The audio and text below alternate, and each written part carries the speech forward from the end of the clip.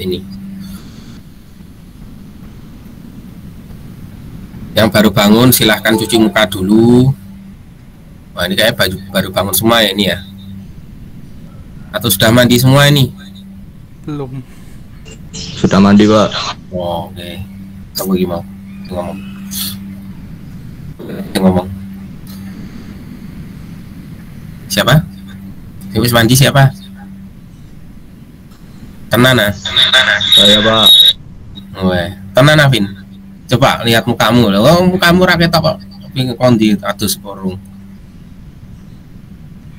Masa muka udah mandi kayak gitu, Vin? Apa? Ya minimal cuci muka lah.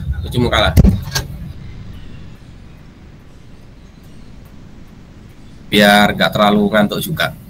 Kayak cuci muka kan nggak terlalu ngantuk toh. Aku jelas nggak ini ngomong teman-teman? Jelas, Pak. Jelas, Pak. Oke, nama kelas yang belum KPI. Nanti akan saya foto ya. Nanti di tengah-tengah. Ilham belum ada nama kelasnya. Adi Priambodo, Amalia. Amalia kelas apa Amalia? Amalia Putri. F1. F1. Lebih nggak dikasih prosedurnya, dikasih kelas dulu. Kasih ono kode kelas di depan namamu. Ya, nanti letak foto tahu kelasnya. Soalnya kalau saya manggil 100 orang nggak cukup waktunya. Apalagi nanti kan kelasnya Pak Andri. Kelasnya Pak Andri nanti live atau enggak? Hari ini. Halo? Pertemuan depan, Pak. Oh, minggu depan. Berarti aman ya? Oke, mungkin saya buka ya. Mungkin yang masih ngantuk bisa cuci muka, keluar room dulu, terus cuci muka nggak apa-apa daripada ngantuk. Wes ya, yakin ya teman-teman ya, kita mulai ya. Ya, Pak. Iya, Pak. Oke. Selamat pagi, assalamualaikum warahmatullahi wabarakatuh. Waalaikumsalam warahmatullahi wabarakatuh. Waalaikumsalam warahmatullahi wabarakatuh. Gimana kabarnya, sehat semua pagi ini? Sehat. Sehat ya. Soalnya kelasnya kalian kan cuma pagi toh. Bu Elva kelasnya jam berapa? Nggak ada ya. Karena kelas paling pagi jam berapa sih? Ya hari ini, Pak. Ya jam 7:30 ini. Ini aja, yang lain nggak ada kelas pagi. Kelasnya Pak Yogi? Pagi, Pak. Jam berapa? 8.40, Pak. 7:30 lebih ya, hampir jam 8. Podo kan? Ya, jadi hari ini kita live streaming. Nanti akan berarti kita kurang dua live lagi ya. Terus kita sudah sampai ke UTS. Jadi sekarang pertemuan ke-8. Jadi pertemuan 8 ini sebenarnya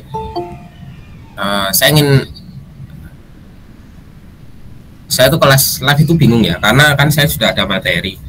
Terus nanti saya sampaikan lagi. Teman-teman sudah sampai mana untuk akses materinya? Pertemuan 8 udah belum?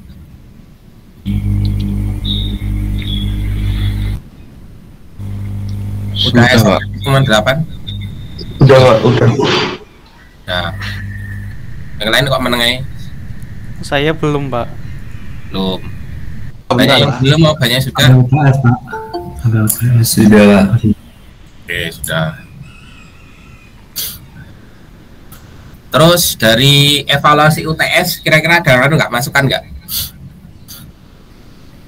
Live-nya kurang, Pak. Setiap hari harus live gitu. Setiap minggu harus live gitu. Atau gimana ini? Ada masukan kira-kira? Sampai UTS kemarin live-nya kurang atau live-nya nambah. Kalau ngerevisi video nggak bisa ya? atau dari videonya kurang pertanyaan apa terkait dengan UTS-nya, UTS-nya sulit gitu. UTS-nya sulit nggak teman-teman? Lumayan sulit. Lumayan Pak. Lumayan Ya, lah. Pak. Lumayan. Lumayan itu anggung loh. Angel ya angel, penak ya penak. Silakan kalau memang ada ada masukan. Saya rada aktif apa Ilham. Ilham. Ono manu ndak? Ilham Patrul. Ada masukan kira-kira? Ini. Atau ada yang belum join di learning, ayo. Siapa ngerti anak surung anak join di learning? Ada kira-kira yang belum join di learning? Sudah semua? Alhamdulillah sudah Pak. Sepertinya sudah Pak. Oke, anu dulu ya, fokus ke ke materi bentar ya. Mungkin nanti semisal ada pertanyaan, saya minta untuk ngambil alih screen-nya.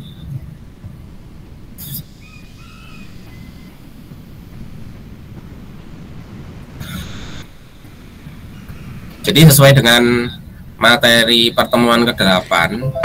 Jadi kalau pertemuan berapa kemarin? Pertemuan 1 sampai pertemuan 7 itu kita lebih banyak melulu ke persoalan spektator. Masih ingat nggak spektator itu siapa?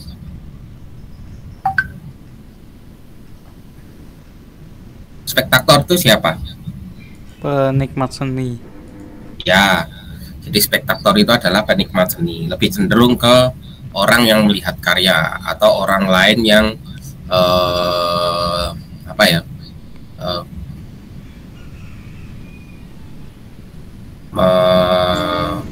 menonton bisa, terus kemudian menikmati bisa, melihat, terus kemudian mengapresiasi bisa, mengkritik bisa. Jadi spektator itu banyak sebenarnya. Terus kita materi sampai ke pengalaman estetik ya. Terus kemudian akhirnya sampai lihat video. Mungkin dari videonya ada kesan terkait dengan video yang saya berikan. Filmnya judulnya apa? Masih ingat nggak? Paskuyat. Oh iya, Paskuyat ya. Jadi kita akan sedikit nanti menyinggung dengan persoalan beberapa yang mungkin ada singgungan dengan karya dari Basquiat atau pengalaman Basquiat sendiri sebagai seorang seniman. Nah, jadi materi kali ini saya membahas mengenai kreator adalah seniman. Tapi adalahnya dicoret ya. Jadi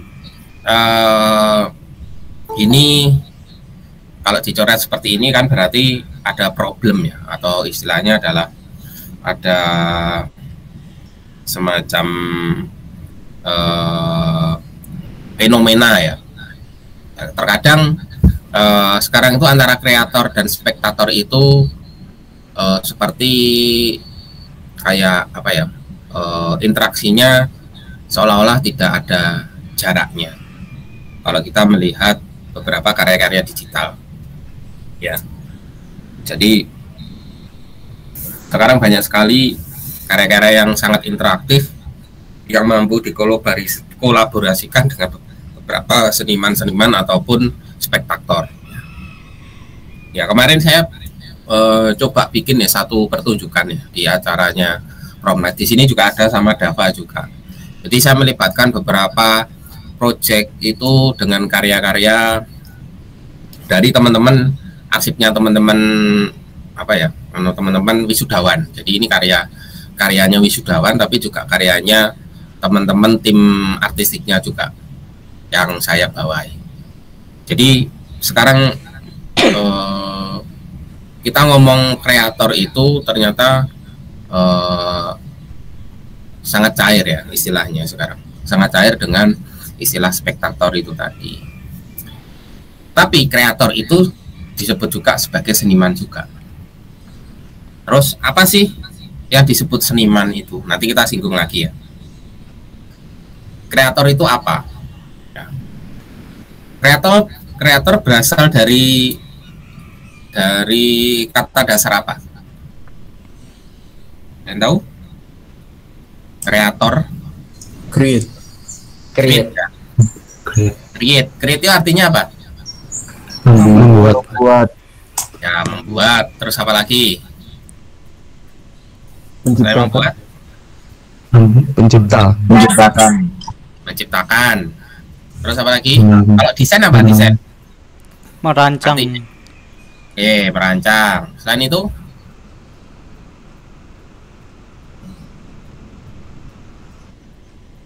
Selain itu apa lagi? Ada yang tahu? Ya, sudah ya.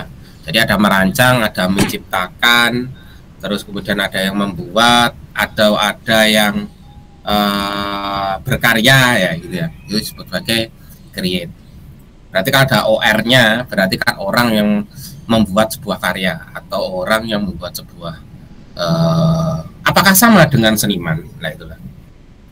Sekarang seni itu apa? Seniman itu apa? Apakah orang yang membuat karya selalu bisa disebut seniman?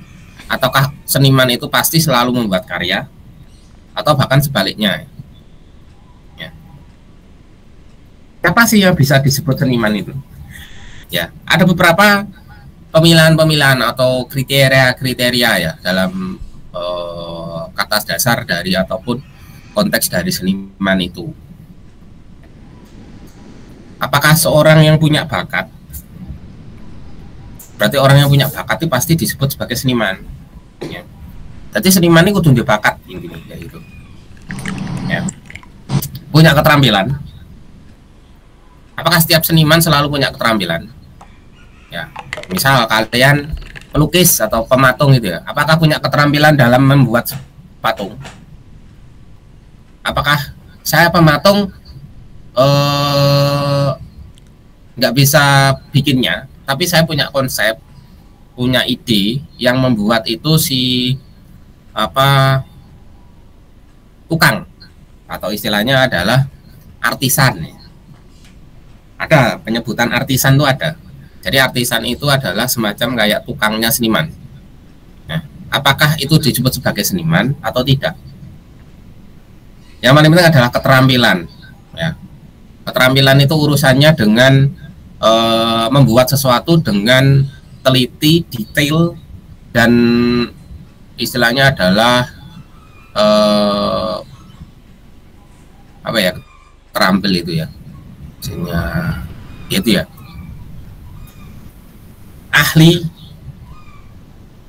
Ya, keterampilan itu berarti ahli di bidang tersebut itu. Terus memiliki pengakuan dari orang lain atau dari spektator. Berarti kalau dia nggak diakui, berarti bukan disebut seniman. Nggak pernah pameran, nggak bisa disebut seniman.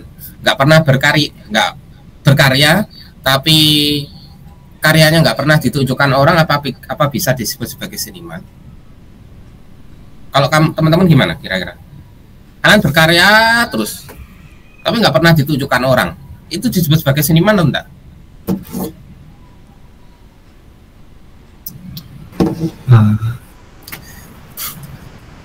Tidak. Ya, apa Bu Francisco kok tidak? Karena cuma dinikmati sama diri sendiri, Pak. Oke, dinikmati sendiri.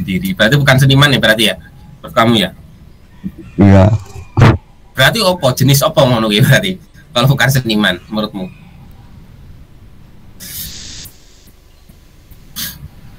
Cuma berkarya paling, Mbak. Ya, cuma berkarya gitu ya. Oke. Yang lain mungkin ada tanggapan? Tanggapan yang kontra? Menurut saya tetap disebut seniman, Pak.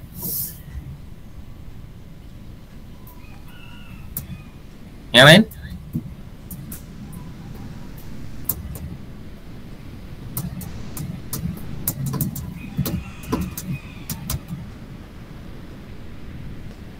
Oke, saya lanjutkan ya. Mungkin ada tanggapan dari yang lain? Kalau enak tanggapan tak titiki lho ya. Timbangannya meneng bae kayak patung ini. Cuma saya lebih tepat disebut kreator sepertinya. sebut kreator aja. Iya. Bukan seniman itu ya. Iya. Oke. Yang lain lagi siapa tadi? Ali Akbar ya? Iya. Iya, Pak. Oh ya, Ali Akbar. Ayo yang lain coba. Masuk kalah Ali Akbar. Erek. Baru nggak pulpen. Ayo apa?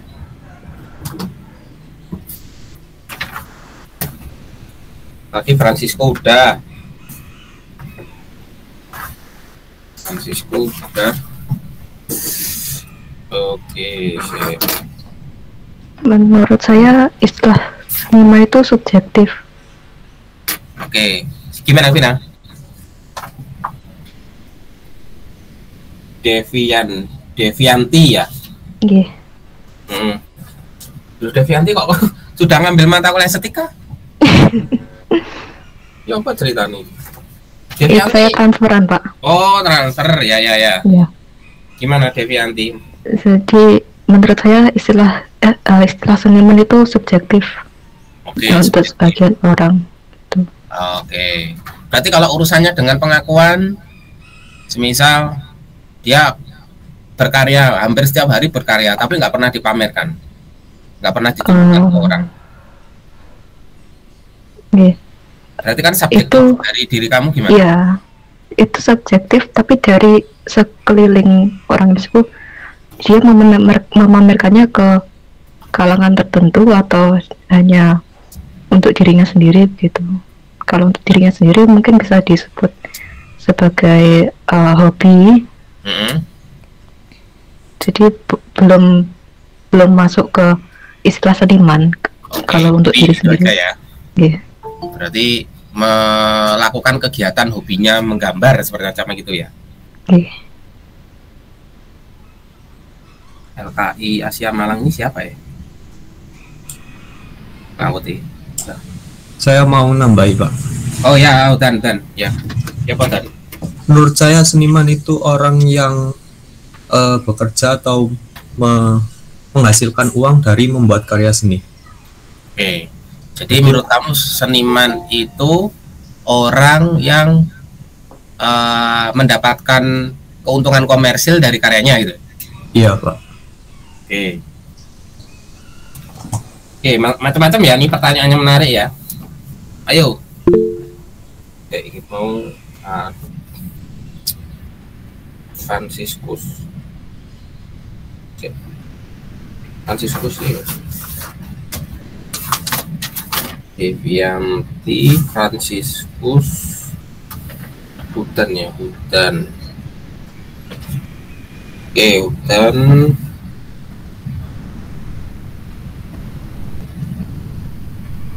Devianti, Franciscus, Ali Akbar ya, Ali Akbar. Ayo, yang lain yang nggak sepakat, mungkin mau menyanggah pernyataan dari Hutan, pernyataan dari yang lainnya, silakan, nggak apa-apa. Pak, saya izin kalau semisal mau bertanya ke Mas Ali Akbar sama Mas siapa tadi? Mas Francisco boleh enggak, Pak? Silakan, oke ya. Kan tadi Mas Francisco menanggapi bahwa intinya kalau seorang seniman itu juga harus ada pengakuan dari orang lain ya intinya. Benar ya, Mas Fran? Terus tadi Terus Mas Ali Akbar tadi bilang bahwa yang berkarya aja itu hanya kreator saja. Lah terus intinya ini pertanyaannya ya hampir kesimpulannya begini. Apakah kreator itu bisa disebut sebagai seniman? Menurut Mas Ali Akbar sama Mas Francisco gimana? Gimana jadi pertanyaanku gimana ya? Pertanyaan ini awal yang mau. Dan soalnya kalau menurut saya gini Pak, kan oke lah seorang menurut saya ya Pak, menurut saya pribadi itu kreator itu juga seniman Pak.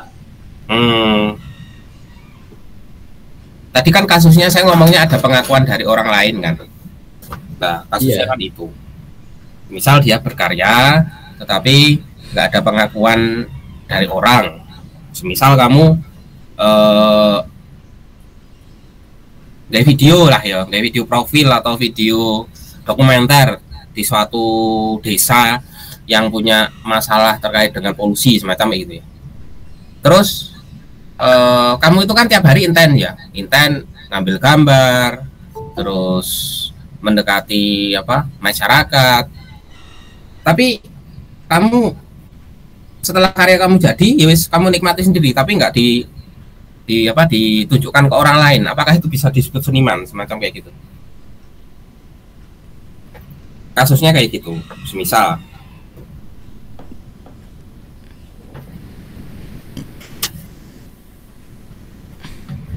Ya apa?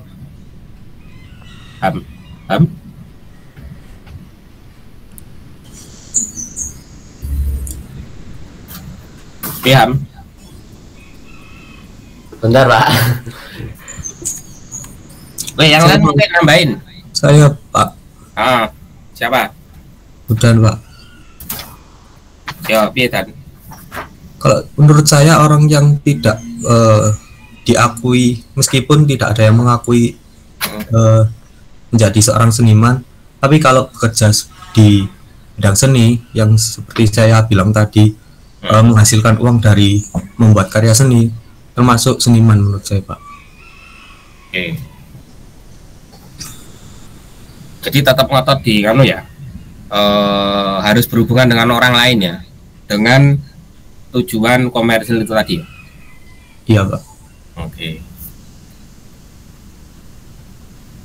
yang lain? Mau menanggapi Mas Udan, Pak? Ya, silakan. Kan tadi intinya seniman tuh tujuannya komersil. Nah, semisal seniman itu tidak menghasilkan dari karyanya tersebut, apa bisa disebut sebagai seniman? Nah, menurut saya enggak bisa juga, nggak bisa dibilang seniman, karena mungkin sekedar hobi. Karena setahu saya seniman itu sebutan untuk profesi. Oke, menurut kamu seniman itu profesi gitu ya? Ya, sejauh ini menurut saya profesi. Oke. Kalau profesi itu berarti kan ada tujuan komersil di situ, ada tujuan mencari keuntungan. Oke. Paham?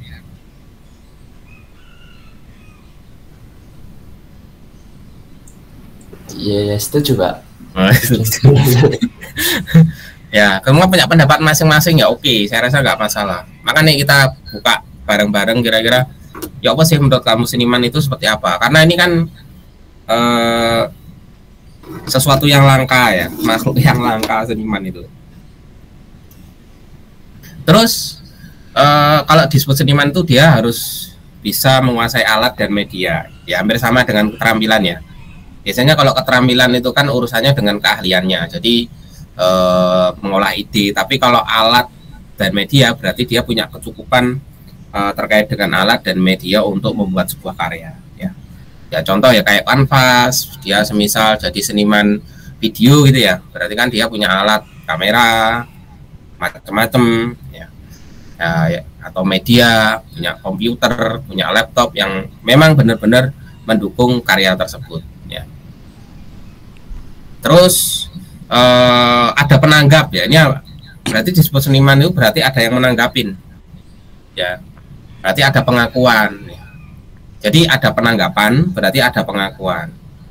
Bedanya adalah kalau ada pengakuan belum tentu ditanggap, ya, ditanggapi tapi belum ada pengakuan, dalam artian kamu mungkin berkarya tapi sudah ditanggapin orang, tapi nggak tahu kamu itu siapa, baru pameran ataupun kamu menunjukkan karya kamu selama 5 kali, 10 kali, baru orang mengakui bahwa kamu itu adalah seorang seniman. Ya, jadi sing nanggapi ono tapi nggak ngerti kamu itu siapa, karena mereka melihat karyamu dulu ya. Jadi baru berulang baru tahu, oh iki loh karakternya si Udan semisal. si Agave misal, atau yang lain ya. Berarti ada tanggapan, terus kemudian langsung berlanjut ke pengakuan. Terus ada karya. Jelas kalau disebut seniman itu pasti ada karya ya. Terus kemudian ada nilai. Nah ini yang saya katakan ya, setiap karya itu muncul terus kemudian ditanggapi, itu nanti efeknya berbeda-beda. Ada yang mengapresiasi secara bagus, ada yang mengapresiasi secara buruk, ada yang tidak mengapresiasi. Itu hal yang wajar. Nggak terus kemudian lihat karya terus kemudian tergugah, kemudian kamu langsung paham dengan karya tersebut, nggak masalah. Nggak ada arah, nggak ada urusannya dengan persoalan tersebut. Ketika nggak merasakan sesuatu dari karya tersebut, ya wis nggak apa-apa, nggak masalah, nggak ada masalah. Tapi ada nilai yang lain nggak? Semisal ketika melihat karya tersebut, kita tahu kerja kerasnya seniman tersebut, misalnya. Terus apakah nanti kalau kita sudah, semisal ya, kalau seniman itu kan pasti melibatkan banyak sistem. Misal ada seniman, ada kurator gitu ya, ada pembeli. Tapi juga ada orang yang benar-benar pengen lihat tapi nggak bisa beli. Akhirnya dia cuma menikmati. Ya, cuman bisanya hanya menikmati aja. Ya wes, menikmati kayak semacam dengerin musik, terus ya menikmati musik aja. Atau tampil lihat konser gitu ya, band tertentu, itu kan pasti ada nilainya. Kita senang ya, tapi kita ngeluarin uang ya untuk beli tiketnya. Kalau di seni rupa atau di desain itu nggak pernah ya tapi ada beberapa yang memang pameran masuk bayar, ada tiketnya. Contohnya adalah Art Job yang di Jogja, itu dia bayar 100.000. Kamu masuk lihat karya-karya seniman seluruh Indonesia. Ya. Nanti ada nilainya. Apakah nilainya hanya nilai komersil? Ada nggak nilai yang lain? Misal nilai edukasinya, terus nilai informasi yang ditunjukkan. Terus kita merasakan kepuasan, itu nilai loh melihat karya. Jadi saya kurang sepakat ya. Tapi kalau memang berprofesi sebagai seniman itu juga profesi juga sebenarnya. Ya, kalau berprofesi ya otomatis kalian ya apa caramu karyamu bernilai promosi itu tadi.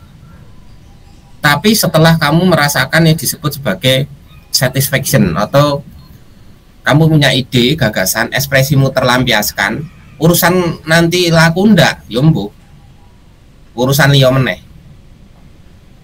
Jadi ada pihak-pihak profesional yang biasanya menjual karya kamu, atau strategi-strategi khusus seorang seniman untuk menjual karyanya. Enek strategi ini dewi. Lah itu termasuk nilai ya. Ada kerja keras, terus ada biaya. Ya, jadi seniman ini ada biayanya ya, nggak sekedar cuman hanya oret-oret, gambar dan sebagainya, enggak, biayanya. Ya melek, sebenarnya tuku kopi ya, berkarya. Atau kita bikin film gitu ya. Bikin film kan biayanya sangat mahal sekali. Ya paling mahal film. Atau pertunjukan. Misal kamu bikin wayang misalnya ya. Wayang itu kan paling larang. Kamu bikin teater ya, teater pendek itu ya. Itu melibatkan banyak hal. Panggung, penari misalnya, kostum, terus wedak, banyak sekali. Nah inilah yang kriteria-kriteria yang sering muncul di diri seorang seniman ya. Jadi ada tanggapan yang mengatakan seniman itu enak, ternyata sangat nggak enak sekali ya. Lawang dia tujuannya adalah memang untuk merespon ataupun menunjukkan hasil ekspresinya dia, hasil karya dia, yang pada akhirnya kemungkinan besar akan menjadi nilai komersil, kemungkinan. Tapi ada strategi khusus yang memang seniman gunakan, misal dia sewa semacam kayak event organizer gitu ya. Ada event organizer di bidang seni itu ada. Atau manajemen khusus ada, memang ada. Nah, terus seniman, kreator, perupa, desainer bedanya apa? Samanya apa? Mereka sama-sama berkarya. Ya. Tujuannya yang kadang berbeda-beda. Kalau seniman itu urusannya pasti dengan ekspresional. Urusan nanti laku tidak, ya bah, itu biasanya ya. Itu nanti setelah tujuan utamanya dari seniman tersebut itu berkarya, mereka mengalami kepuasan atau tidak, ya seperti itu. Terus kalau kreator ya membuat, ya perupa itu hampir sama ya istilahnya ya, perupa, tapi itu biasanya untuk semua hasil karya seni rupa, baik desainer ataupun, tapi kalau seniman itu banyak sekali ya, nggak hanya di lukisan aja, mungkin di musik, film itu kan sebutnya seniman, atau artis ya. Artis itu selebritis itu loh. Selebritis itu sebenarnya bukan seniman menurutku ya. Karena yang disebut artis itu sebenarnya adalah perupa. Kalau di luar sebutan artis itu perupa, bukan seniman. Tapi kalau di sini dadi selebritis, dadi aktor. Sebenarnya itu mereka tuh namanya aktor sama aktris. Nah ini salah penempatan ya, salah penempatan istilah yang ada di Indonesia. Desainer ya, desainer itu seseorang yang merancang dengan mengatasi sebuah masalah, menyelesaikan sebuah masalah, itu desainer. Ya ini harus tahu bedanya. Sebenarnya ini ada videonya ya, tapi karena ini agak lama, jadi ya saya lanjutkan aja. Jadi ini beberapa video yang kalau di Delering-nya ada videonya. Ya. Jadi kita ngomong kreator itu apa? Jadi kreatornya itu adalah subjek ya. Subjek itu berarti kita ngomong orang, manusia. Mau dari umur orang dianggap mempunyai kesadaran itu anggaplah 3 tahun gitu ya. Berarti itu bisa disebut sebagai 3 tahun 4 tahun itu mulai punya kesadaran. Makanya seniman itu ada yang seniman cilik gitu ya. Anak kecil itu adalah seniman paling murni ya.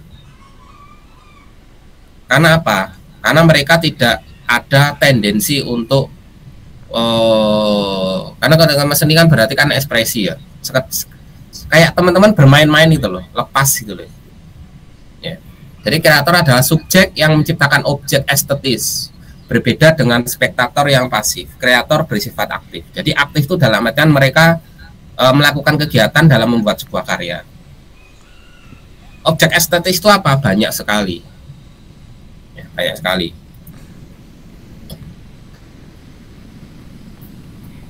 Lah, kalau ini ada singgungan dengan apa ya? Ini seniman, artis itu maksudnya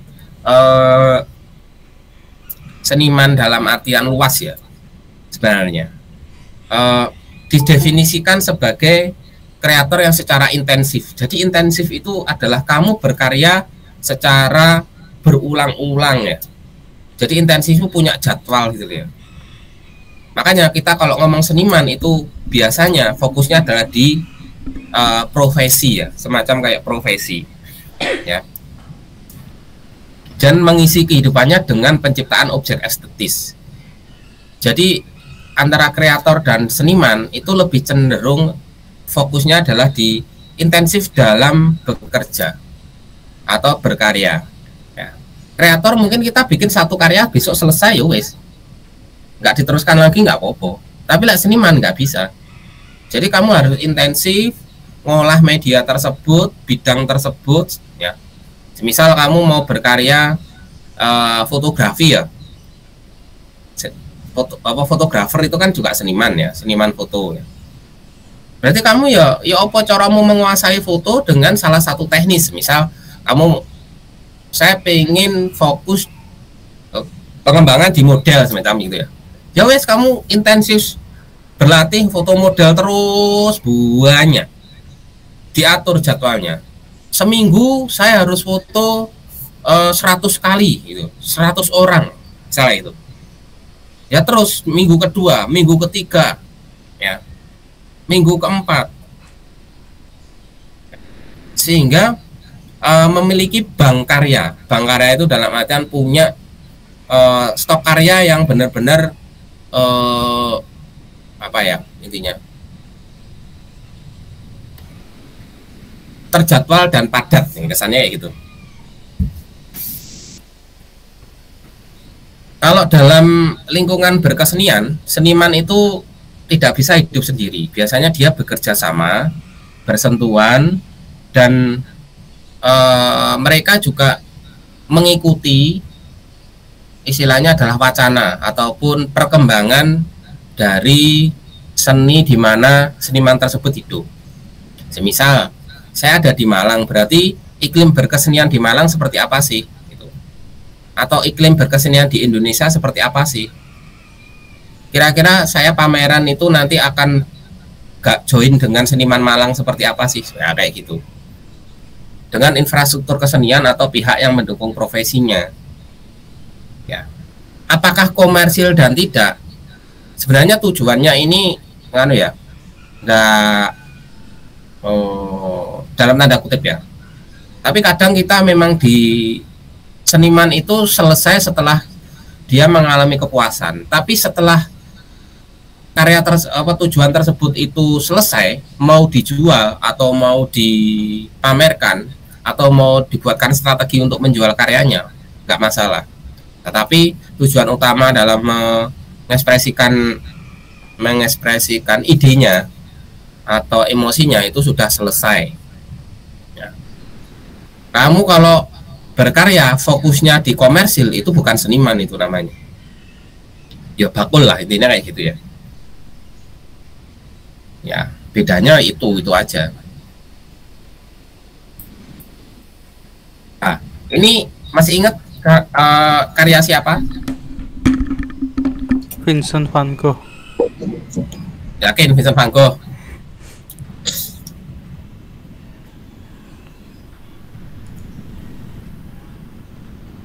Sudah lihat videonya belum? Sudah. Vincent van Gogh apa Michelangelo? Atau Leonardo da Vinci?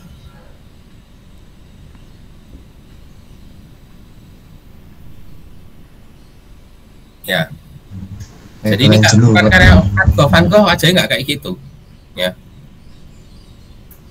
Jadi kalau kita ngomong seniman itu ruang lingkupnya sangat luas ya.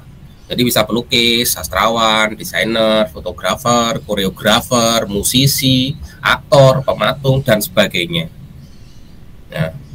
Karena ya memang istilahnya artis itu di Indonesia itu silih genje ya. Jadi artis itu biasanya sebutan untuk selebritis. Padahal artis itu adalah seniman yang fokusnya ada di banyak hal ya. Ya, like ngelukis itu ya disebut artis, sastrawan itu disebut artis. Tapi kadang kita ngomong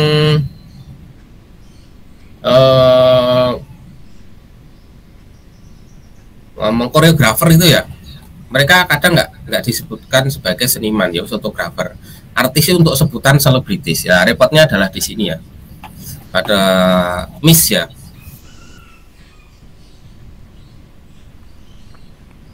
Jadi ada kalau di luar, jadi seniman dan artis itu dibedakan ya. Jadi punya dua konteks. Yang satu bisa disebut artis, itu orang yang memang intens dalam berkarya untuk mengekspresikan emosinya, idenya, gagasannya. Tapi ada juga ditemukan istilah craftsman ya.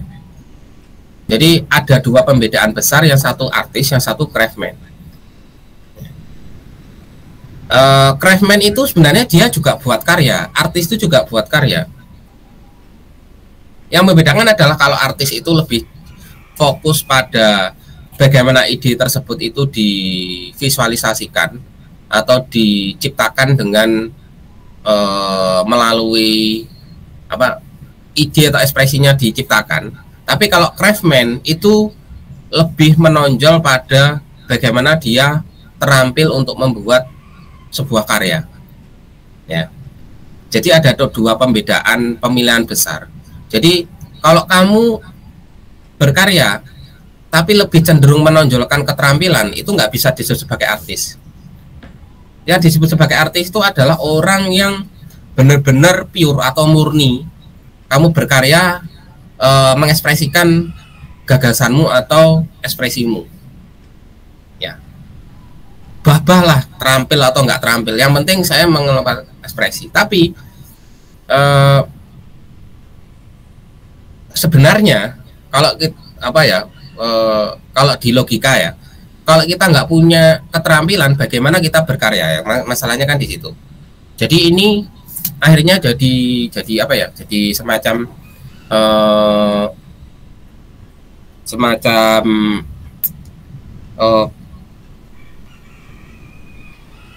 apa ya? Semacam bukan kasus ya, semacam pemikiran ya, semacam pemikiran yang sering muncul dalam dunia desain atau dunia seni. Karena craftsman itu benar-benar mereka terampil, mereka nggak mikirin konsep, nggak mikirin itu, yang penting mereka terampil aja, ya, dan memiliki keunikan dengan karakternya. Nah ini disebut sebagai dualisme ya, atau istilahnya adalah ada yang condong ke seniman itu harus punya keterampilan, ya. Satu yang condong seniman itu harus memiliki gagasan yang pure dari dirinya, nggak boleh yang paling penting adalah menonjol di ide dan gagasannya, ya, sekaligus bagaimana dia menonjolkan ekspresinya, ya. Dan pada waktu itu artis dianggap lebih tinggi daripada perajin yang terampil. Jadi gagasan ataupun ide itu lebih unggul daripada keterampilan, kesannya kayak gitu, ya. Sampai sekarang pun sekarang itu lebih cair ya. Jadi orang yang punya ide kadang masih dianggap lebih tinggi daripada Anda terampil dalam berkarya, biasanya gitu. Ini masih muncul ya, kayak dualisme semacam gini, ya.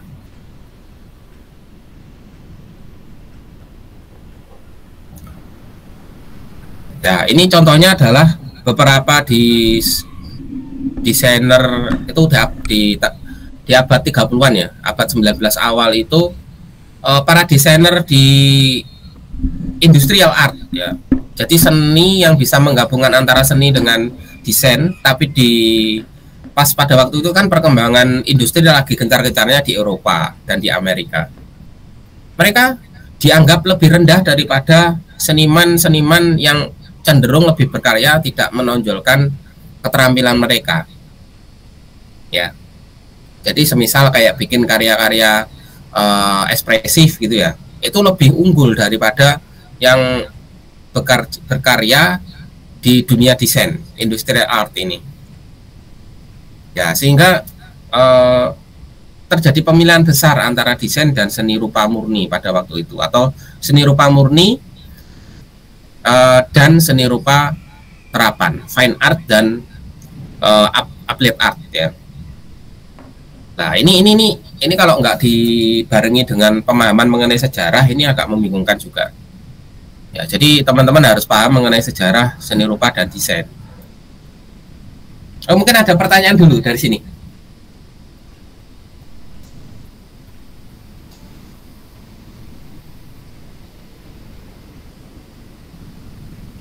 Ya. Itu kasus itu muncul di luar ya, di Eropa sampai kira-kira abad-abad awal masa postmodern. Jadi masa Renaissance ya, di abad 15 sampai 19 awal sebelum masa postmodern itu kesenian di luar atau di barat atau di Amerika itu masih mengenal pemilihan-pemilihan tersebut. Jadi ada gap antara desainer dan seniman ataupun artis ya. Tapi artis itu biasanya digawangi oleh pelukis ya biasanya. Jadi yang dianggap lebih tinggi itu artis atau pelukis daripada desainer, karena desainer itu pada waktu itu mereka hanya memenuhi keterampilan dan menjajakan diri kepada industri, seolah-olah kayak gitu. Dan ini sangat berbeda dengan kasus yang ada di Indonesia. ya. Istilah seniman itu di Indonesia nggak ada. Pada masa dulu sampai kira-kira ya baru seniman dikenal itu masanya Raden Saleh ya. Raden Saleh itu sekitar abad 19 awal. Coba kamu lihat di beberapa karya-karya tradisi. Siapa yang buat batik? Tahu nggak? Siapa yang buat Candi Penataran? Ada yang tahu? Siapa yang buat ukiran Asmat? Nggak ada. Ya. Jadi saking apa ya? Pemikirannya berbeda orang Indonesia zaman dulu dengan sekarang. Ya. Jadi orang dulu ini tidak mementingkan identitas. Mereka nggak perlu pengakuan orang lain, nggak perlu. Yang penting mereka berkarya aja. Ya. Tapi karyanya biasanya itu ditunjukkan karena kalau dulu itu namanya mass art ya. Jadi seni rupa massal. Jadi seni rupa massal itu mereka berkarya dan berkolaborasi dengan masyarakat yang lain untuk membuat satu karya yang fenomenal. Motif batik nggak ada yang tahu. Kamu motif batik kamu yang bikin siapa? Nggak ada. Tenunan dari dari Bali itu yang terkenal itu, atau dari Lombok itu nggak ada. Yang buat siapa itu nggak ada. Wayang yang bikin siapa? Nggak ada. Ukiran candi di kan nggak ada. Jadi tidak dikenal identitas, nggak dikenal seniman. Baru di masa lukis modern itu abad 19 awal ya dikenal ya istilah pelukis dan tukang. Kalau dulu di Indonesia itu mengenal seni itu disebut sebagai kagunan ya. Kagunan itu penciptaan, kegunaan ya. Ya mereka fokusnya adalah lebih ke dekorasi, lebih memperindah aja. Ya. Sekaligus karya tersebut bisa ditunjukkan atau sebagai sarana pengabdian, biasanya gitu ya. Membuat batik itu sarana pengabdian kepada masyarakat gitu ya. Kepada raja, kepada daerah tersebut. Jadi mereka rela aja, ikhlas bahwa mereka nggak diakui sebagai seorang seniman kayak gitu. Ya ini sangat-sangat berbeda jauh dengan konsep yang ada di barat. Dan ini sangat panjang masanya ya. Ya. Beratus-ratus tahun. Nah, jadi ini urusannya dengan bakat ya. Jadi kadang seniman itu sangat erat kaitannya dengan bakat, bawaan alaminya. Misal teman-teman di mata kuliah ilustrasi dasar gitu ya, biasanya kan ada gojekan itu ya. Lah awakmu duwe bakat gambar gitu ya. Terus apakah yang tidak punya bakat gambar terus nggak bisa gambar? Ya. Terus apa sih yang disebut bakat itu? Sangat sering sekali disandingkan dengan modal dasar seorang seniman itu bakat. Ya. Seolah-olah mereka mau iso gambar ngono ae. Padahal enggak. Ya.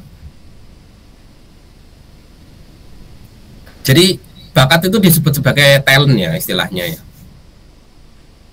Jadi kemampuan alami untuk melakukan sesuatu dengan baik. Jadi nggak hanya unsur seni aja atau keterampilan dalam berkarya seni. Bermain sepeda, bermain bola, badminton, tenis meja, memasak, seolah-olah terkait dengan bakat itu tadi. Sehingga kalau kita ngomong kreator itu banyak macamnya ya. Masak itu ya kreator sebenarnya. Juga bisa disebut seniman ketika dia intens. Cuman medianya dia itu kan media makanan gitu kan. Kalau seniman itu kan biasanya berarti kan diwujud-wujud rupa atau wujud-wujud yang terkait dengan yang umum disepakati orang ya. Ya musik, ya teater, ya rupa dan banyak lagi ya. Dan aptitude ya atau kemampuan alami atau keterampilan. Jadi ada dua penyebutan ini ya bakat itu. Jadi kemampuan alami untuk melakukan sesuatu ya wes tiba-tiba bisa aja gitu. Ya. Jadi, ini urusannya dengan bakat ya. Jadi kadang seniman itu sangat erat kaitannya dengan bakat. Ya. Seolah-olah mereka mau iso gambar ngono ae. Padahal enggak. Ya. Jadi menurut beberapa psikolog ya, contohnya adalah D.P. Chaplin ini, aptitude itu merupakan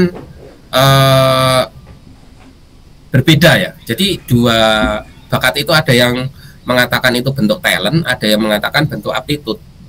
Kalau aptitude itu adalah kapasitas untuk berprestasi di kemudian hari, itu umumnya biasanya bersifat umum ya.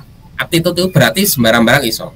Tapi kalau talent itu lebih cenderung ke bidang-bidang khusus ya.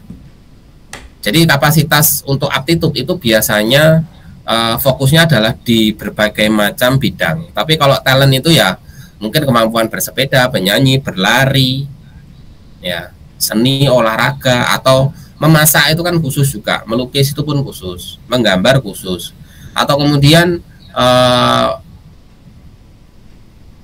fotografi itu kan khusus, itu disebut sebagai talent, ya. Kalau sudut pandang psikologi itu yang paling bisa menerjemahkan bakat ya sebenarnya. Jadi bakat itu disebut sebagai kombinasi karakter ya. Jadi sebenarnya bakat itu bagian dari karakter ya, yang mengindikasikan kemampuan individu untuk memperoleh sesuatu ya, melalui pelatihan, beberapa kekhususan pengetahuan, keterampilan, dan tanggapan terorganisir. Jadi sebenarnya kalau kita ngomong itu bawaan alami banget itu juga enggak. Ya. Jadi sebenarnya itu mungkin ada bagian yang disebut sebagai istilahnya adalah bawaan alam bawah sadar kita yang kemudian bisa mengorganisir beberapa, kalau istilahnya adalah beberapa kemampuan-kemampuan dalam kita melihat, mendengar, merasakan, dan nanti akan kemampuan otak kita. Jadi organisir dari berbagai macam kemampuan itu sebenarnya adalah bakat ya. Sehingga kalau kita ngomong itu alami, seolah alami ya memang benar-benar alami ya.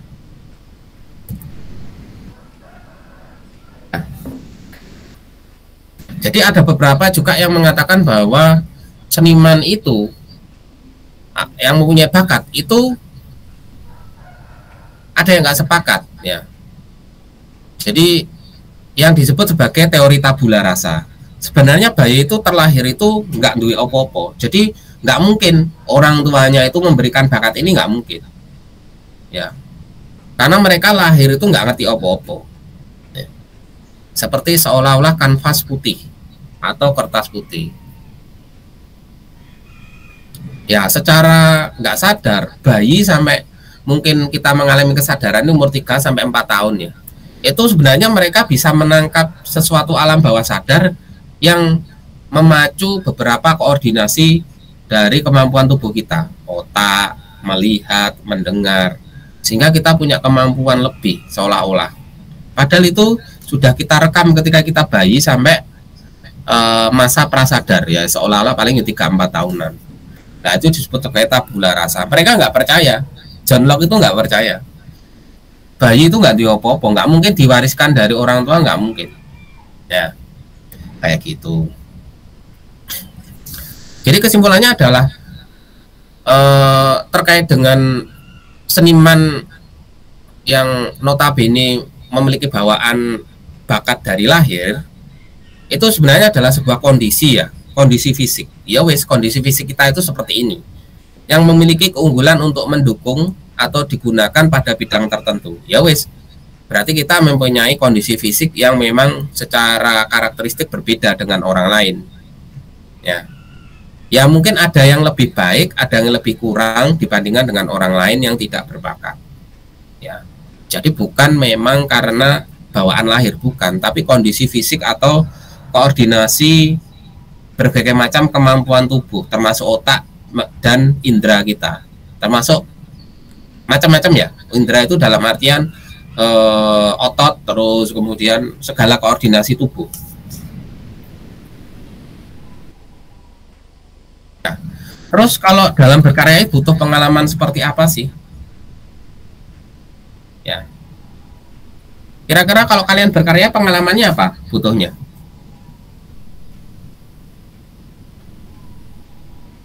Pembelajaran. pengalaman pembelajaran. Oke. Pengalaman pembelajaran. Yang lain mungkin nambahin? Pandangan luar.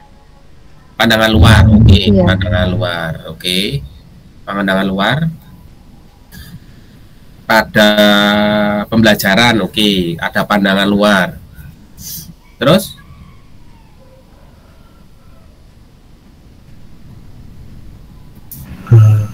Iya.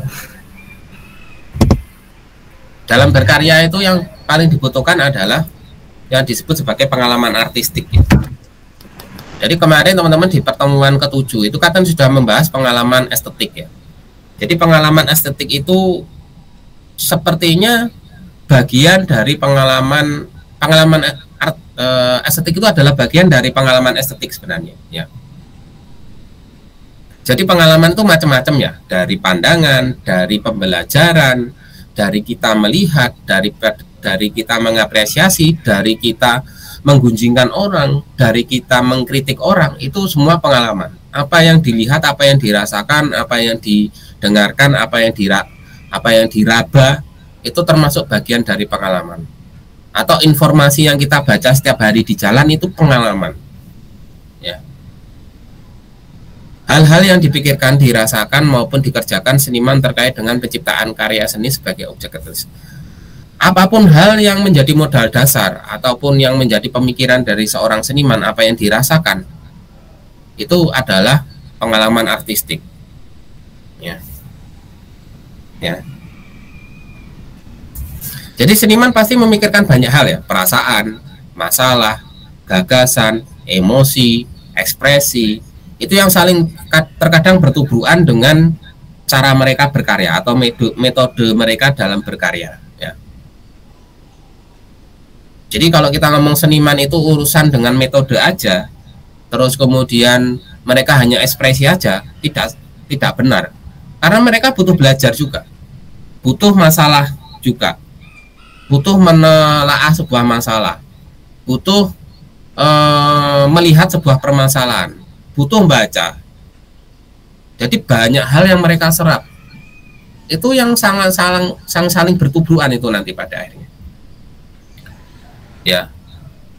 Pola berkesenian itu tidak sama ya, seniman satu dengan seniman lainnya. Meskipun satu bidang, semisal saya pernah punya, kalau teman-teman lihat di situ, itu adalah produk yang disebut sebagai terarium. Jadi terarium itu sebenarnya sangat jarang sekali ya. Tapi ada di Indonesia itu ada. Tapi kalau di luar sudah banyak. Ya, mungkin kalau saya dibandingkan dengan seniman-seniman ataupun desainer terarium yang ada di luar, karya saya jauh, sangat jauh sekali. Tapi kalau saya mau bandingkan dengan seniman lokal ataupun pembuat terarium lokal, karya saya bisa disandingkan. Ya, karena saya risetnya panjang. Ya, saya nggak hanya memikirkan perasaan aja, enggak. Saya juga memikirkan masalah bagaimana menyusun, semisal ya, menyusun tanahnya isinya apa aja, lapisannya apa aja, tanamannya yang cocok apa, terus lodongnya atau wadahnya itu bisa gunakan apa sih, kacanya. Belum metode untuk ngerangkai, ini tanaman hidup ya semua ya, bukan tanaman mati ya. Sehingga menghasilkan sesuatu yang unik bagi diri kita, bagi si senimannya atau desainernya. Ya, jadi kadang kita membutuhkan referensi, membutuhkan bagaimana pola berkarya seniman yang lain. Jadi kita cari kelemahannya, kelebihannya, bedanya apa dengan kita. Makanya kalau kita ngomong seniman itu harus menemukan sesuatu yang baru, harus kreatif. Apalagi desainer itu kalau masalahnya tetap aja dengan gaya yang sama ya bosan orang. Makanya tidak terpisahkan dari dunia seni, desain itu. Ya. Ya, ini sudah habis, mungkin ada pertanyaan dulu dari sini. Oke, silahkan menanyakan teman-teman. Misi Pak. Ya. Tadi masih bingung saya. Yang mengenai yang kreator sama seniman tadi loh Pak. Nah itu kalau misalnya ada namanya itu kan konten kreator, tapi dia konten kreator seni, itu apakah masuk ke seniman, Pak? Ya. Dia Karena dia mau jawab, teman-teman bantu sebelum saya menyimpulkan. Konten kreator ya? Konten kreator tapi ke seni gitu loh. Oke, konten kreator yang punya jiwa seni itu ya, atau yang disebut sebagai seniman. Itu masuknya ke seniman enggak gitu? Apa bisa disebut seniman gitu? Iya. Oke, teman-teman mau jawab dari apa yang saya jelaskan tadi? Belum saya jawab. Gimana? Konten kreator apakah bisa disebut sebagai seorang seniman ini?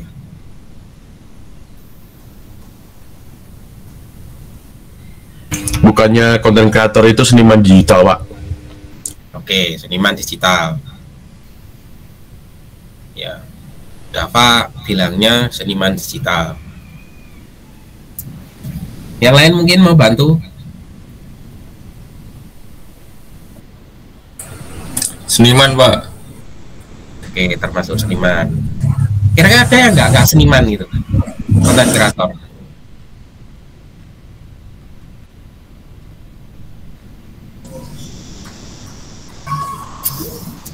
Ada mungkin Pak yang kalian yang monoton gitu, niru-niru orang gitu Pak. Yang niru-niru orang berarti itu bukan seniman itu ya, bertamu ya? Seniman sih Pak, tapi lebih ke niru-niru gitu Pak, nggak punya kreatif sendiri. Lah berarti disebut seniman atau enggak itu kalau niru? Enggak. Yang lain mungkin? Tergantung konten yang disajikan juga, Pak. Gimana? Tergantung konten yang disajikan juga.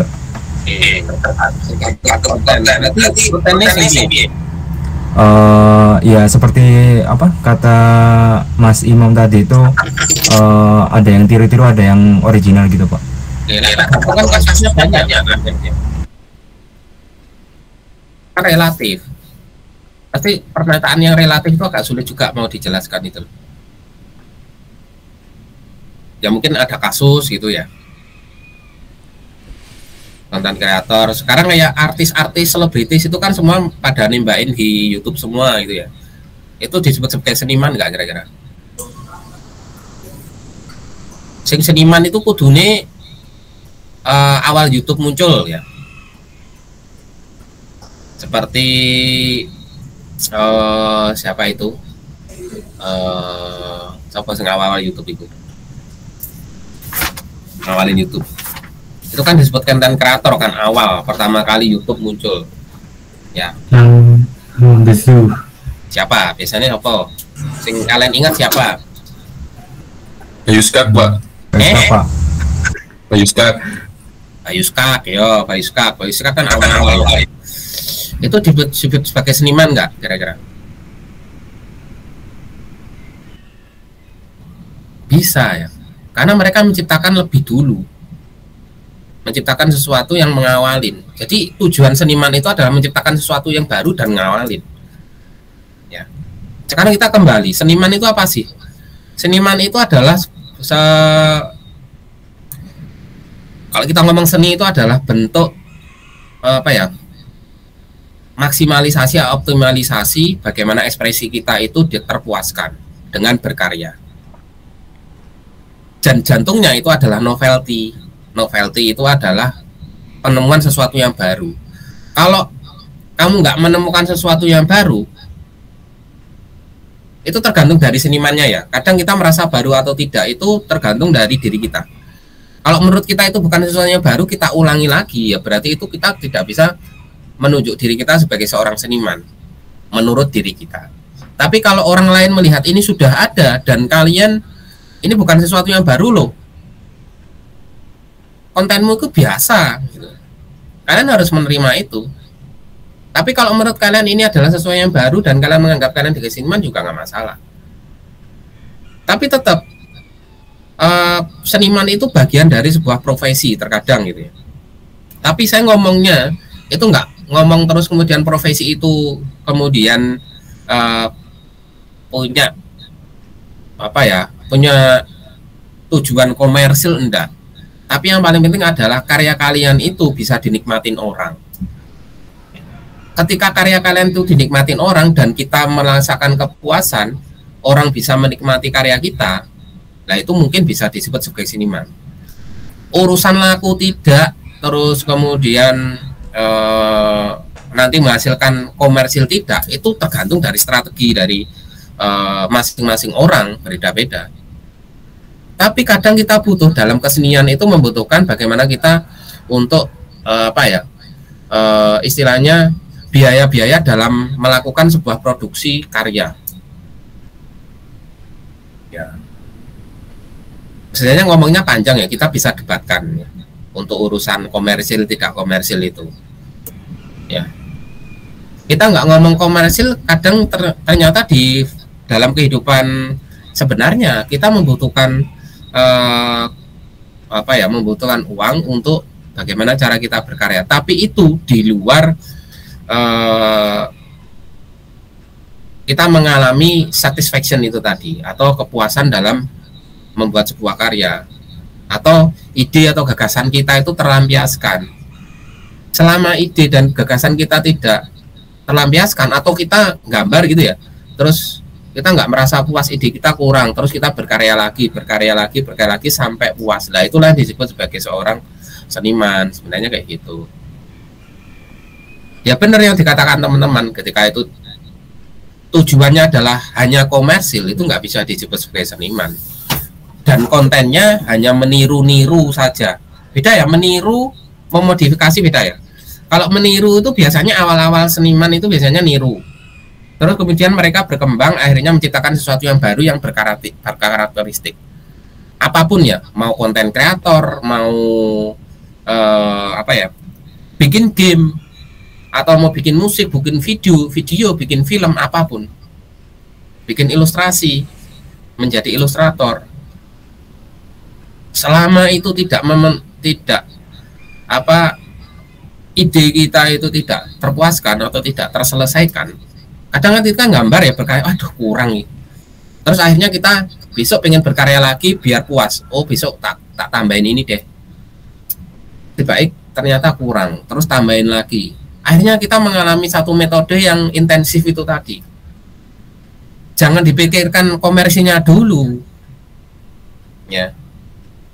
Komersialnya dulu itu kalau kita sudah memang karya kita sudah punya karakter, semisal 1 tahun berkarya gitu ya, kita sudah paham dengan dunia seni atau dunia desain, baru ngomong komersil. Ojo sampai ngomong komersil kamu seniman 1 bulanan gitu ya. Ojo ngomong seniman atau ojo ngomong konten kreator yang dianggap seniman kalau masih berkarya 1 bulan. Seniman itu semakin hebat, karyanya semakin lama, komersilnya ditunggu sampai 5-10 tahun ya. Tapi kalau kita lihat digital sekarang itu, tapi rumusnya tetap kok. Orang yang istilahnya adalah itu logika alam lah, logika alam. Jadi trendingnya cepat, itu matinya cepat.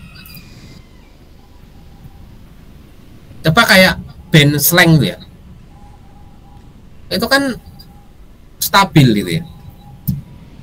Ya nggak terlalu get, nggak terlalu down. Terus kayak Iwan Fals, nah, itu kan dulu sempat jaya, terus akhirnya dia konsisten. Ya. Atau pemain film, misal pemain film apa, singano. Coba kamu lihat yang sekarang itu lagi tren-tren itu. Deluk mati. Ya tetap rumusnya adalah mereka dari bawah menanjak perlahan. Tapi dengan adanya dunia digital itu masa itu bisa tidak terlalu panjang ya. Dengan media sosial, YouTube, terus kemudian itu memangkas semua hal. Seniman digital itu sekarang nggak enak sangat enak sekali. Saya bilang, kalian itu sangat diuntungkan dengan teknologi. Ya. Bener itu ya. Kalian nggak perlu cari materi, golek internet kok zaman dulu gitu cari buku ya. Sekarang kan kalian tinggal browsing. tinggal milahnya seperti apa, seleksinya seperti apa, benernya ndaknya atau seperti apa. Oh, mungkin ada pertanyaan lain, gimana Ahmad Farid? Iya Pak, terima kasih udah paham Pak. Ya, tak titik itu ya. Ahmad Farid kelas F itu. F1 Pak. F1 Ahmad Farid. Ahmad Farid. Ahmad Farid. Terus sama Muhammad Imam Samudra. Muhammad Imam Samudra F itu. F2. Enggak nih. Muhammad, oh ya. Ayo yang lain. Mau nanya silahkan, mau menanggapi silahkan, mau mendebat boleh. Sangat-sangat dianjurkan mendebat saya itu. Pak, saya mau tanya Pak. Ya, dan Kan Pak Faldi tadi ngomong kalau seniman itu nggak fokus ke komersial. Terus kalau penyanyi itu gimana Pak? Kan hampir semua atau banyak penyanyi musiknya kan dijual, didaftarkan hak cipta dan menghasilkan uang. Berarti apa tidak bisa dikatakan seniman penyanyi? Nah itu. Jadi tanyakan ke senimannya, tanyakan ke diri kalian. Yang bisa menyebutkan seniman atau tidak itu sebenarnya adalah ada dua sisi. Si pembuat karya sama si spektator. Ya. Jadi ini kan nggak bisa disamakan itu loh. Semisal kita mendefinisikan ataupun menganggap diri kita seniman, tapi lakmu berkarya irisannya komersil toh. Apa disebut sebagai seniman? Berarti kan ada negosiasi antara spektator dengan si seniman. Karena apa? Karya itu pasti kan terlibat ya dengan orang. Contohnya kayak gini. Beberapa seniman, semisal kayak kamu tahu band Seringai nggak? Enggak Pak. Oh, nggak tahu. Band Seringai itu band black metal itu yang asalnya dari Indonesia. Itu memang dari tahun 2000-an itu kan sudah terkenal. Dia melalui istilahnya adalah indie label. Indie label itu band yang digagas oleh Nganu Kecil apa? Label kecil terus kemudian naik, akhirnya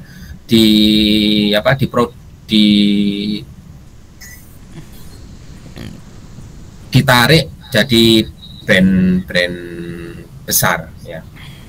Ya salah satunya adalah foundernya itu kan sekarang dengan awalnya dia itu ya band-band kayak gitu biasanya kan umumnya adalah mereka bikin musik ya bisa dinikmatin orang.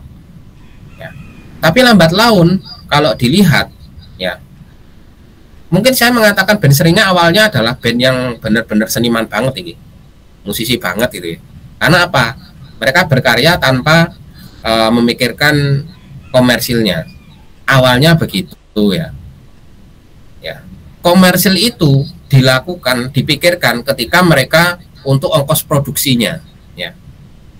Karena nggak mungkin produksi dari musik tersebut, beli gitar, beli apa ya, itu kalau tanpa dilalui dengan uang dulu kan nggak bisa. Kan mereka harus melakukan modal dengan uang tersebut. Tapi itu tidak terlibat dalam ketika kita berkarya. Misal kalau berkarya ya nggak nek urusannya, gitar ya satu wae. Aku berkarya membuat satu komposisi musik black metal dengan beat yang seperti itu, dengan komposisi tim yang sudah solid. Berkarya ya wes, aku puas ya wes. Tapi berlanjut lagi kan akhirnya, oh saya ingin didengarkan orang. Berarti kan harus mixing, harus rekaman. Rekaman kan gede duit.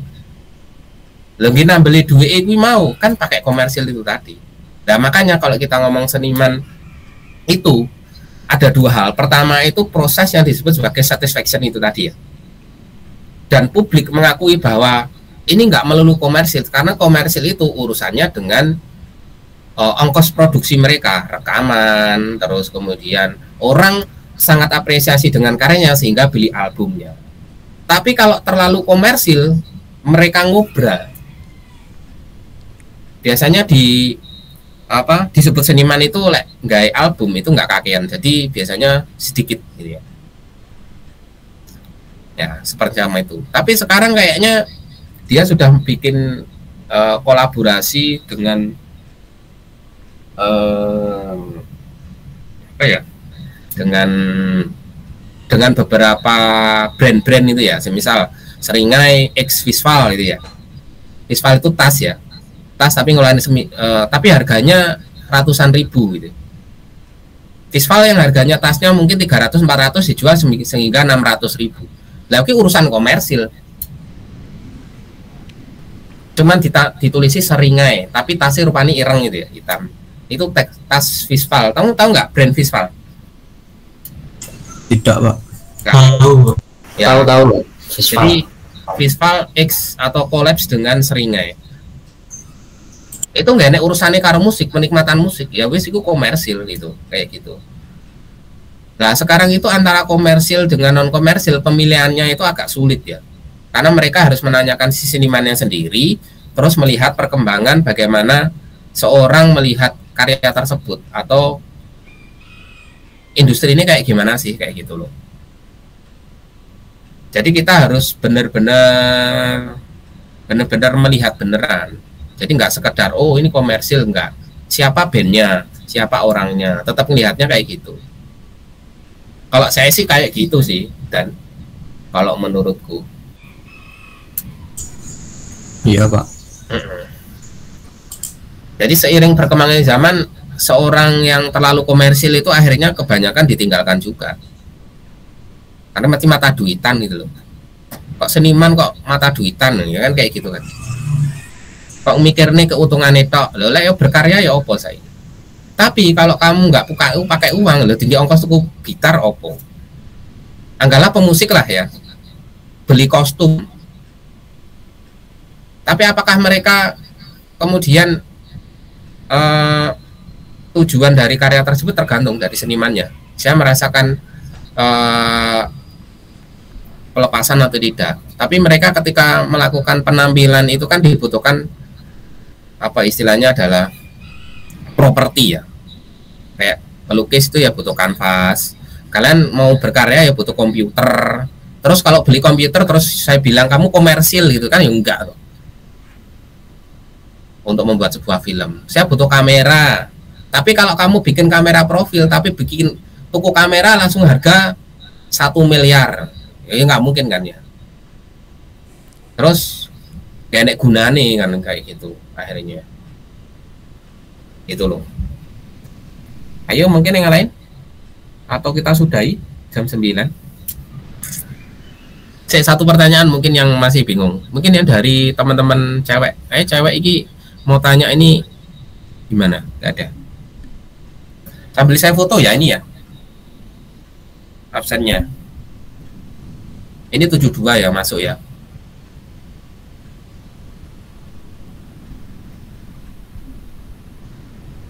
Ayo silakan.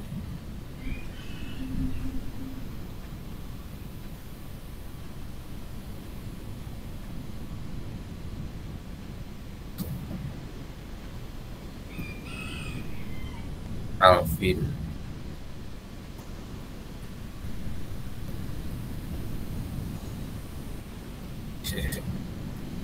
Ayo silakan teman sambil saya foto ini. Alvin. Pak, saya mau memberikan pendapat beda Pak Bapak. Oh ya, gimana? Menurut saya seniman komersil atau tidak komersil, menurut saya tetap seniman. Tapi ya kalau komersil mungkin gak keren aja, gak idealis. Ya. Tapi mungkin bisa dilihat juga dari seni yang dibuat. Karya seninya bagus apa enggak, meskipun komersil. Seperti saya mengutip dari salah satu komedian, katanya karya yang bagus itu seninya lebih tinggi daripada pesannya. Oke. Kalau contohnya itu kayak kalau yang jelek itu kayak misalnya lagu-lagu dari pemerintah kan ada kayak jauhi narkoba, pesannya kuat tapi musiknya nggak enak gitu loh Pak. Iya. Oke. Jadi ya menurut saya walaupun komersil bisa disebut seniman, tapi karyanya harus bagus juga gitu. Ya.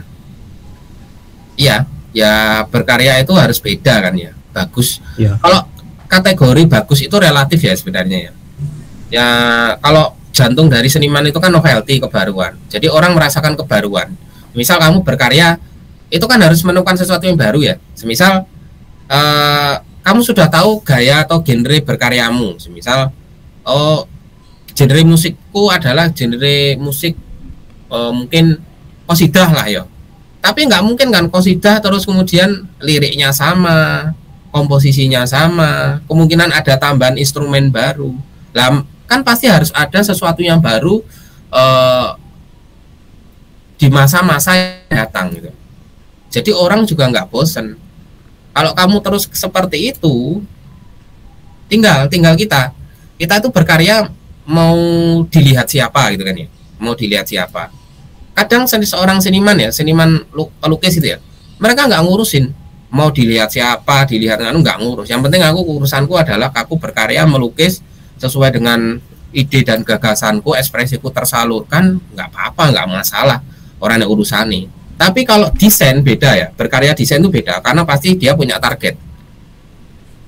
Ya, sekarang kita ngomong musik ya, musik dia memang punya target atau enggak? Nah, musik itu kan kadang ya sedikitnya lebih ada segmennya. Kita ngelihat, oh segmen ini kira-kira ini ya, karya yang bagus ya sesuai dengan segmennya.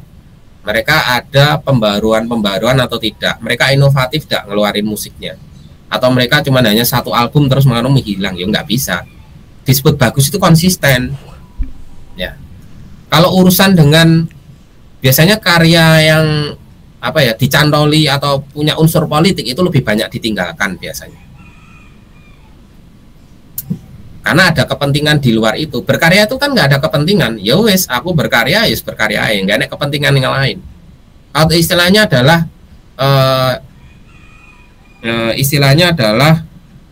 apa ya? Disinterestedness ya. Wah, ngele. Disinterestedness. Jadi seni tanpa pamrih.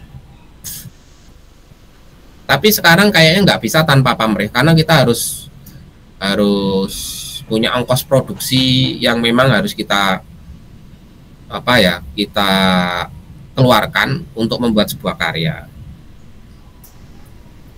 Ya benar, kamu benar kalau ngomong bahwa itu karya-karya yang jelek itu akan lama ditinggalkan. Ya itu sudah seleksi alam lah. Oke, yang lain? Jadi kita foto meneh emang tadi.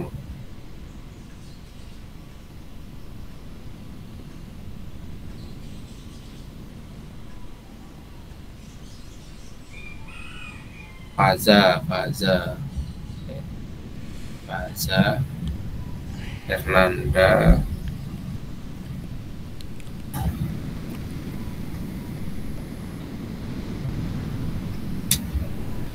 Sukron.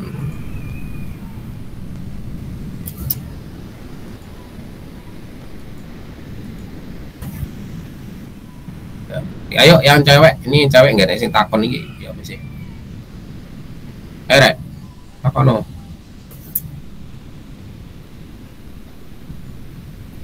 Ayo tanya ayo teman-teman. Tadi cuman apa? Devianti aja yang tanya, yang lain nggak ada. Najib biasanya takon.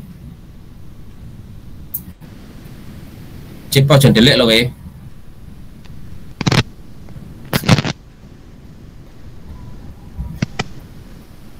Tanya Najib.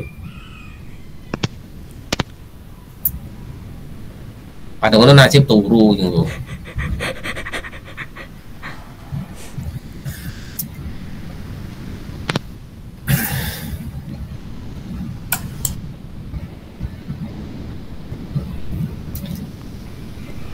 Pak mau nanya Pak. Oke, silakan. Semisal ada seniman amatir gitu ya Pak, tapi menciptakan konsep atau seni baru yang berbeda dari dulu-dulu. Terus sebelum seninya itu populer, tapi udah ditiru sama seniman lain gitu Pak, ya. Yang udah populer namanya itu gimana Pak? Ya wes, ya gimana? Nah memang faktanya begitu. Berarti kan kita harus membuat sesuatu yang baru lagi. Ya. Sekarang itu kan memang ada ya, semisal kayak perlindungan terkait dengan karya, semisal haki kayak gitu ya. Tapi itu tidak bisa menolong. Hanya berapa persen yang bisa untuk apa ya? Karena jarang yang mengkasuskan misalnya ya.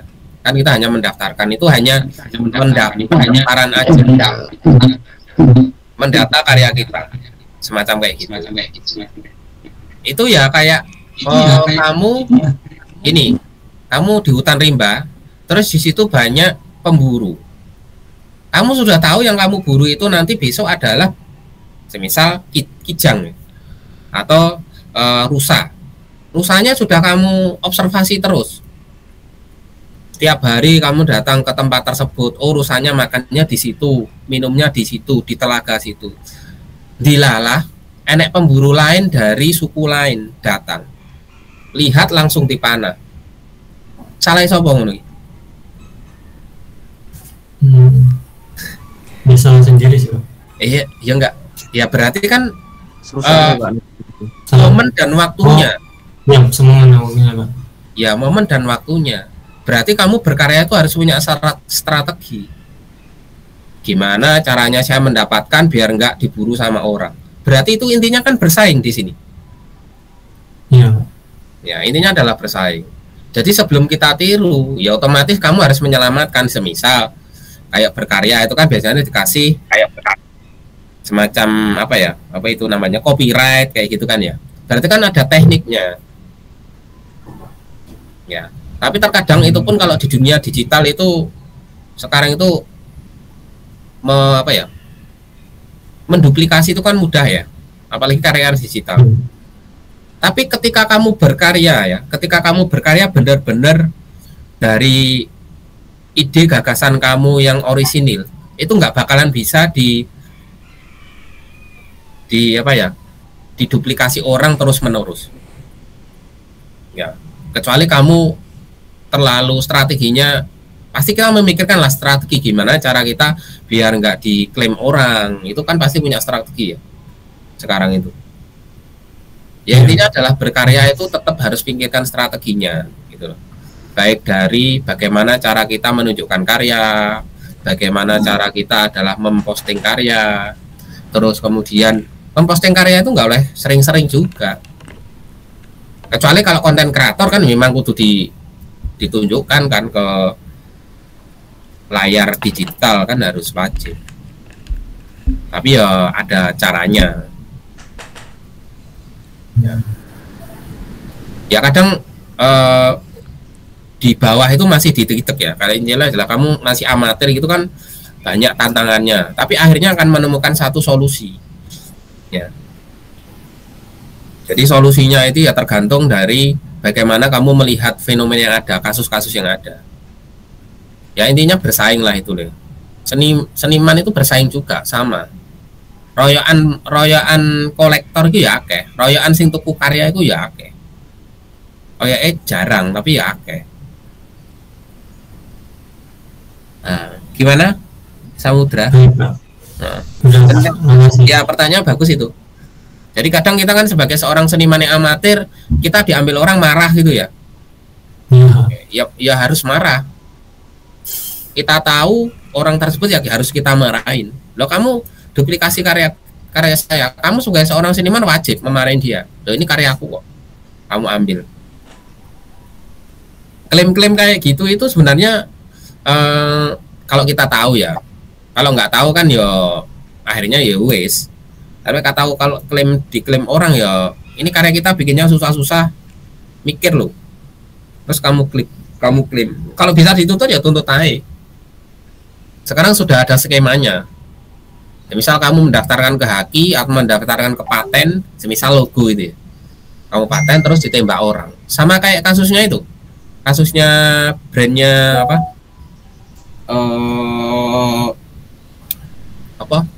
geprek bensu itu ya. Bensu sing mempopulerkan tapi pemiliknya ada. Ya sing menang pemilik ya tetepan. Wis didaftarkan pemiliknya kok. Geprek bensu itu loh ya. Bensu itu kan cuma hanya dia awalnya katanya ya. Katanya dia kan hanya mempopulerkan aja, tapi akhirnya seolah-olah mengakuisisi. Ya kalah dhisik lah karena sing menemukan dulu. Oke, siapa lagi nanya? Sudah saya foto nih tadi. Mbak Ya. mau tanya. Iya. Iya, tanya. Apa nih? Misal seniman itu kan berkaryanya kan berterus-terus kan Mbak. Terus tiba-tiba berhenti. Itu apakah bisa masih Tiba-tiba pedot-pedot ya suaramu. masih bisa disebut Tiba-tiba menghilang. sudah Pak? Enggak. Ya. Coba diulang lagi.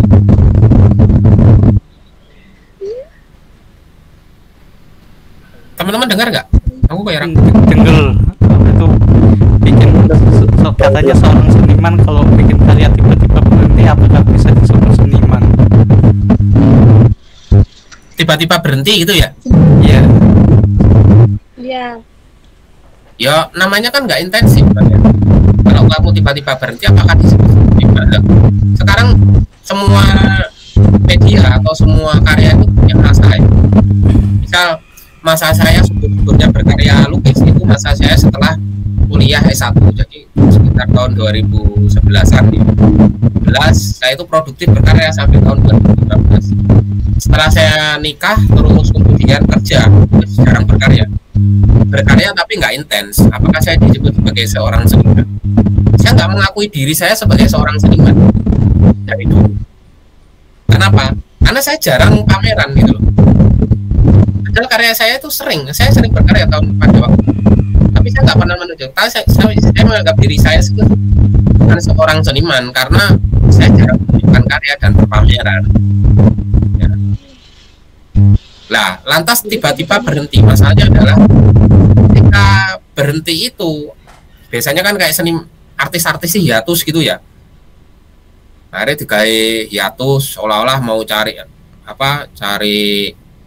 inspirasi gitu ya, biasanya kayak gitu. Itu kan tergantung strategi marketing masing-masing sih bener.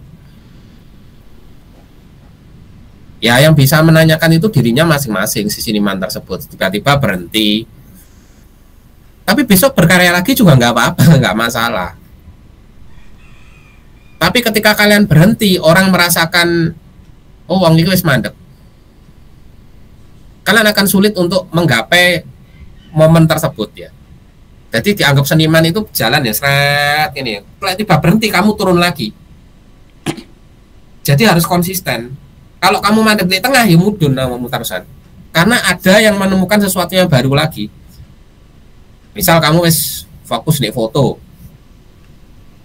Tiba-tiba kamu berhenti 1 bulan atau 5 bulan atau 6 bulan. Ya wis pesaingmu wis akeh, kamu ketinggalan kamu ya. Ngomongnya konten kreator seminggu wis hilang. Kamu nggak posting seminggu wis digoleki, wis dianggap wah ini nggak produktif ini.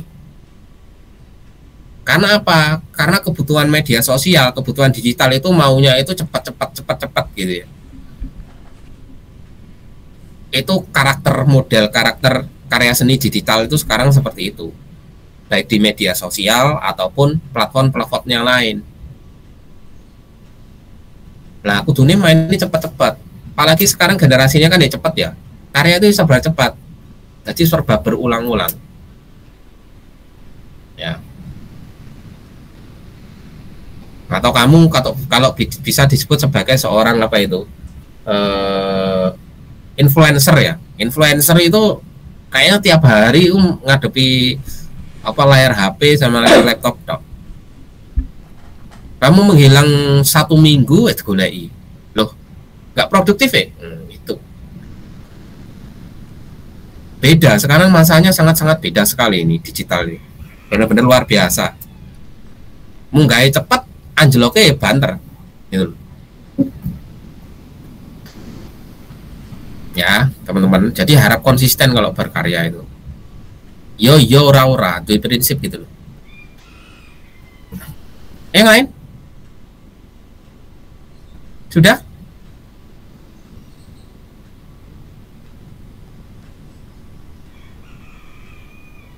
Oke, sudah ya. Ya wis, aku kakek ngomong wis berjam-jam, wis 2 jam.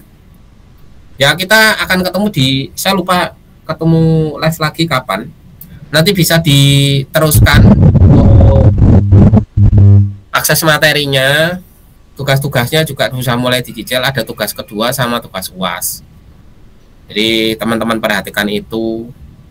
Ya ojo kelewat banget, tapi ojo kebacut. Ya. Di CI nggak popo. Ya, kamu mendahulukan lebih baik daripada nunggu-nunggu ya. Oke, mungkin seperti itu ya. Terima kasih teman-teman untuk hari ini.